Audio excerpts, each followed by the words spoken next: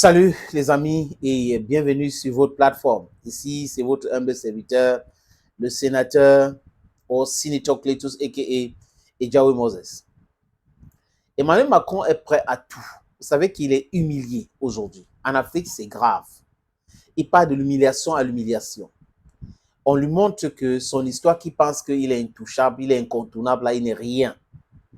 C'est nous qui nourrissons la France avec la monnaie criminelle, le franc CFA et nos ressources naturelles que la France pille en prétextant ou en mentant qu'elle achète à travers la monnaie qu'elle imprime elle-même à Chamalières en France.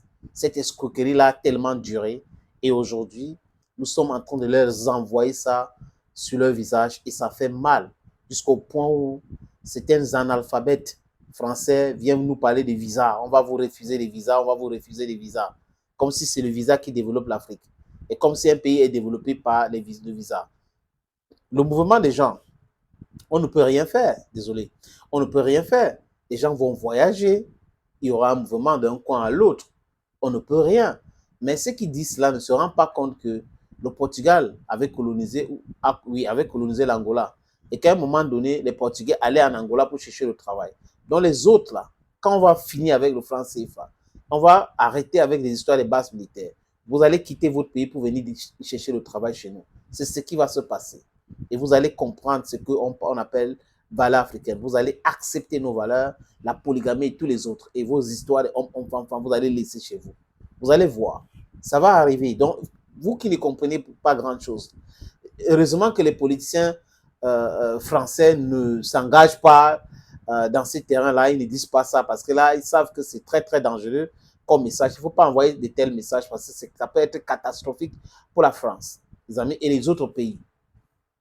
Là, la France, comme je dis, Emmanuel Macron est prêt à tout. Prêt à tout pour faire quoi? Discuter avec Donald Trump pour que la France ait une place forte, importante dans les yeux du monde et reste dans la table, sur la table des grands. Vous savez, la guerre en Ukraine, Donald Trump a déjà dit qu'il va régler ça en 24 heures. Et les Français et Emmanuel Macron pensent qu'on va les mettre de côté parce que la France ne pèse pas, l'Europe, c'est les Américains qui gèrent. Donc, il y a une opportunité, la réouverture de Notre-Dame de Paris. Vous vous rappelez de Notre-Dame? À l'époque, il y a eu Charlie Hebdo, les attentats de Charlie Hebdo, et après Notre-Dame. Et on a vu un président béninois, Boni Yahi, qui allait pleurer là-bas, pleurer à chaudes larmes. Quelqu'un qui est incapable de compatir avec les Africains qui sont souvent dans les difficultés, dans la souffrance, mais qui est capable d'aller compatir avec les Caucasiennes, les Français. Bref, ça c'est l'histoire, mais c'est important parce que l'histoire nous enseigne, les amis.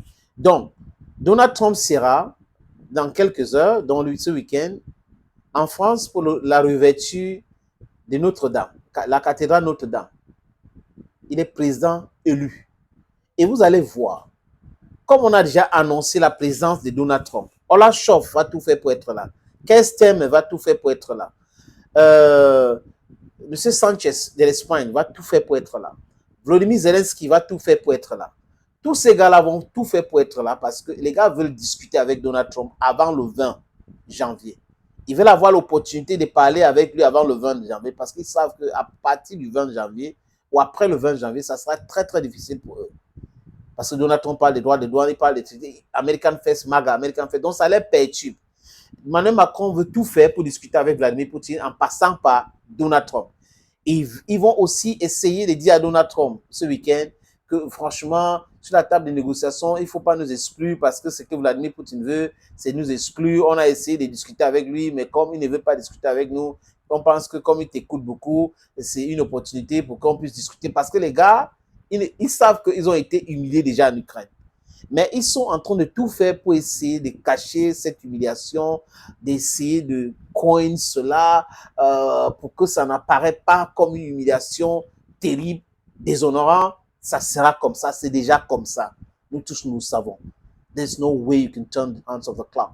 Donald Trump est arrivé et Dieu sait combien est-ce que Emmanuel Macron a casqué. Vous pensez que Donald Trump va prendre son avion, mettre du kérosène à l'intérieur, payer l'équipage pour venir à Paris pour Notre-Dame comme ça pour rien? Non. La France a certainement pris en charge tout cela. L'hôtel, le transport, la sécurité et tout ce qui va avec. Vous savez que Donald Trump, c'est un homme d'affaires. Il comprend l'affaire et il pense à faire. Et Macron est en Arabie Saoudite, peut-être en train de commander quelques pétrodollars là-bas, ou le pétrole pour vendre les armes, pour dire que, ok, Ben Salman, comme tu causes avec Poutine là, vraiment, on aimerait aussi discuter avec Vladimir Poutine. Il faut lui dire qu'on est disponible parce qu'il ne me prend pas au téléphone depuis longtemps, il ne sait pas comment faire. Donc, voilà ce que Emmanuel Macron est en train de faire et voilà ce qu'il compte faire aussi, les amis, avec, je suppose, hein, ce qu'il compte faire avec Donald Trump. Mais bon, tout le monde sait que Donald Trump écoute Donald Trump. Il a déjà dit ce qu'il va faire et c'est le genre de personne qui n'aime pas se dédier parce qu'il sait qu'on va lui poser la question par rapport à ça. Donc Donald Trump va tout faire les premiers jours hein, comme président pour réaliser tout ce qu'il avait dit qu'il va réaliser. C'est de ça qu'il est question, les amis. À bon entendeur, salut. C'est l'homme le plus noir de la terre. Bye bye.